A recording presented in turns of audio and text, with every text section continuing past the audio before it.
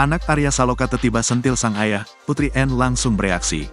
Aktor Arya Saloka dan Putri N kabarnya telah bercerai. Arya Saloka dan Putri N berpisah setelah mempunyai satu orang anak. Buah hati mereka bernama Ibrahim Jalal Ad-Din Rumi. Kini, anak laki-laki yang akrab disapa Caca tersebut tinggal dengan sang ibu. Sehari-harinya, Ibrahim tidur serumah dengan Putri N. Baru-baru ini, perbuatan Ibrahim jadi perhatian publik saat Putri N siaran langsung di TikTok.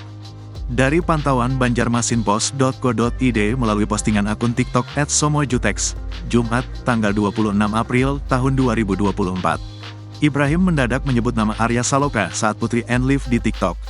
Tiba-tiba, Ibrahim mengatakan ingin membuat ayah tersayangnya bahagia. "I can to make papa happy, aku bisa membuat papa bahagia," ucap Ibrahim.